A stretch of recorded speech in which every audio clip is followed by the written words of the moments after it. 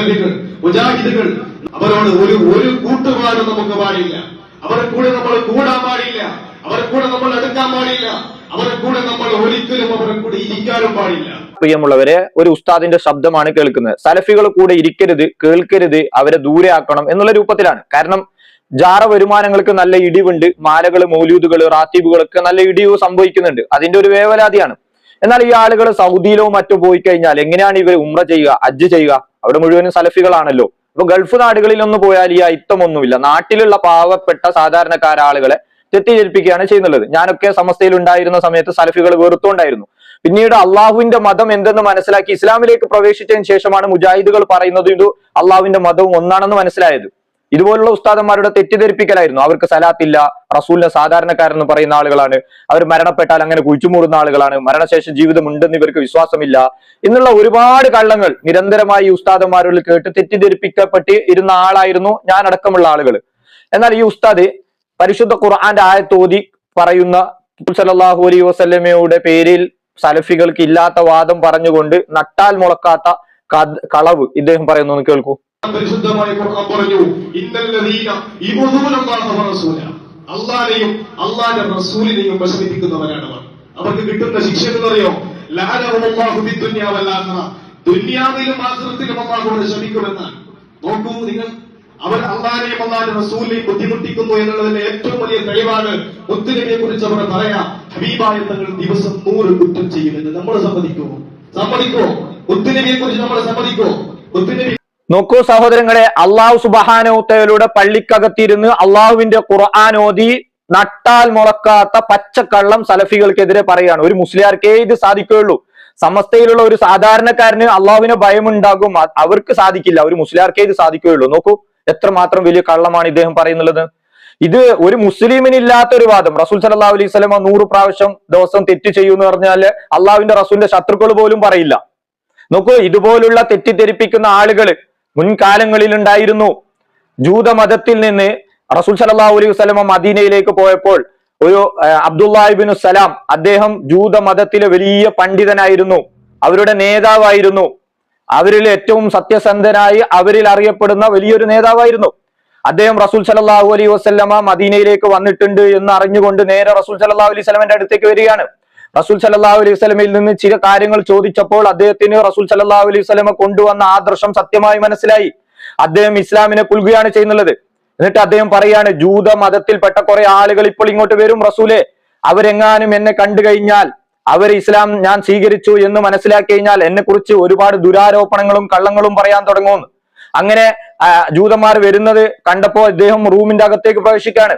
പ്രവാചകൻ സല്ലല്ലാഹു അലൈഹി വസല്ലം അവരുമായി സംസാരിക്കുന്നു. എന്നിട്ട് അവരോട് ചോദിക്കുന്നു, നിങ്ങളിൽ ആരാണ് അബ്ദുല്ലാഹി ഇബ്നു സലാം എന്ന് ചോദിച്ചപ്പോൾ അവർ പറയുകയാണ്, അദ്ദേഹം ഞങ്ങളിലുള്ള ഏറ്റവും വലിയ പണ്ഡിതനാണ്, അതേപോലെ തന്നെ പണ്ഡിതന്റെ മകനാണ്, ഞങ്ങളിൽ ഏറ്റവും നല്ലവനാണ്.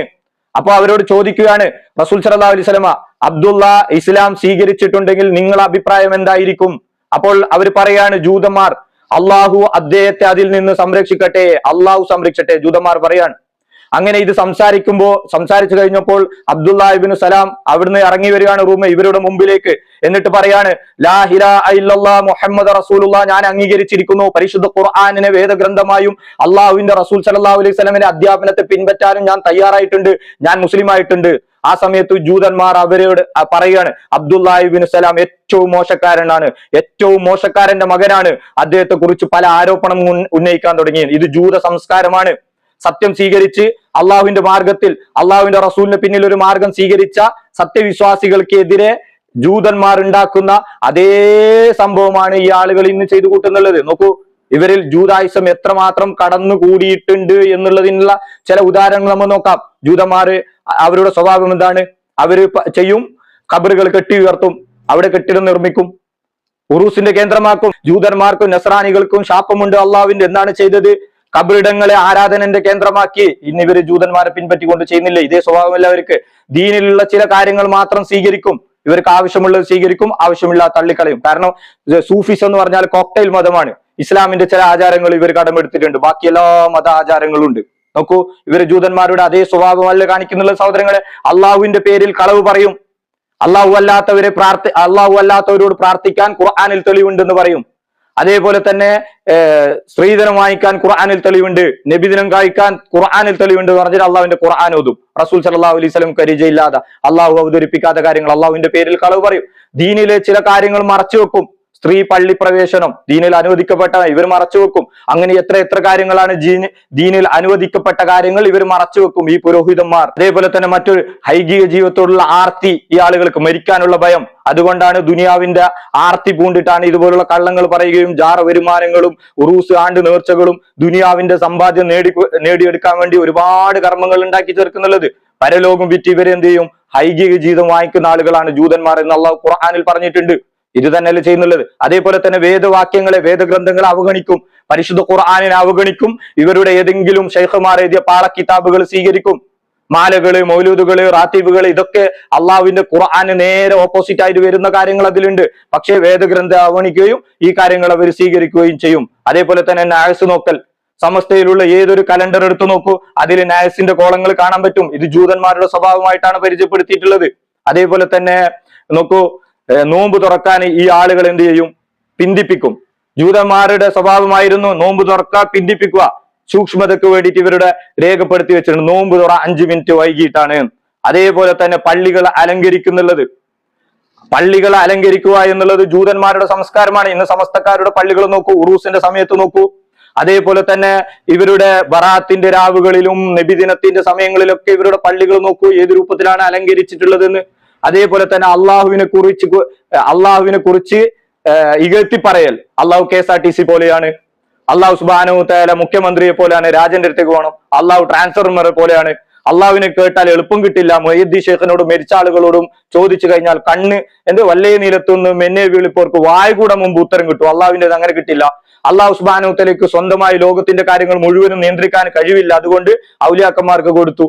ഇങ്ങനെയുള്ള അള്ളാഹുവിനെ കുറിച്ച് മോശം പറയൽ, ഇതൊക്കെ ജൂത സംസ്കാരമാണ് സഹോദരങ്ങളെ. നോക്കൂ, ഇവരിൽ നിന്ന് ഇതുപോലുള്ള കുത്തുവാക്കുകൾ കേൾക്കേണ്ടി വരും എന്ന് അള്ളാഹു സുബ്ഹാനഹു തആല പരിശുദ്ധ ഖുർആനിൽ സൂറത്തുൽ മാഇദയുടെ ആയത്തുകളിൽ പറയുന്നുണ്ട്. ഈ ആളുകള്, ജൂതന്മാരെ പിൻപറ്റുന്ന ആളുകളിൽ നിന്ന് ബഹുദൈവാരാധകരായിട്ടുള്ള ആളുകളിൽ നോക്കൂ, ജനങ്ങളിൽ സത്യവിശ്വാസികളിൽ ഏറ്റവും കടുത്ത ശത്രുതയുള്ളവർ യഹൂദരും പിന്നെ ബഹുദൈവാരാധകരുമാണ്, ഷിർക്കിന്റെ വാഹകരിൽ നിന്നാണ്. സൂറത്തുൽ ആലിമ്രാന്റെ 186-ാമത്തെ ആയത്തിൽ നമ്മൾ കാണാൻ പറ്റും ഈ കാര്യങ്ങൾ. ബഹുദൈവ ആരാധകരിൽ നിന്ന് ധാരാളം കുത്തുവാക്കുകളും പരിഹാസങ്ങളും കേൾക്കേണ്ടി വരും. ഈ ഉസ്താദുമാർ എത്രമാത്രം കളവുകൾ പറയുന്നുണ്ടോ അത്രമാത്രം ആളുകൾ സത്യവിശ്വാസത്തിലേക്ക് ഒരു സലഫികളായി മാറിക്കൊണ്ടിരിക്കുകയാണ്. ഇവരുടെ ചൂഷണങ്ങൾ ഇന്ന് അധികം നടക്കുന്നില്ല. സോഷ്യൽ മീഡിയകളൊക്കെ വന്നതുകൊണ്ട് ജനങ്ങൾ പഠിക്കാൻ വേണ്ടി തയ്യാറാകുന്നുണ്ട്, സത്യം മനസ്സിലാക്കാൻ വേണ്ടി തയ്യാറാകുന്നു.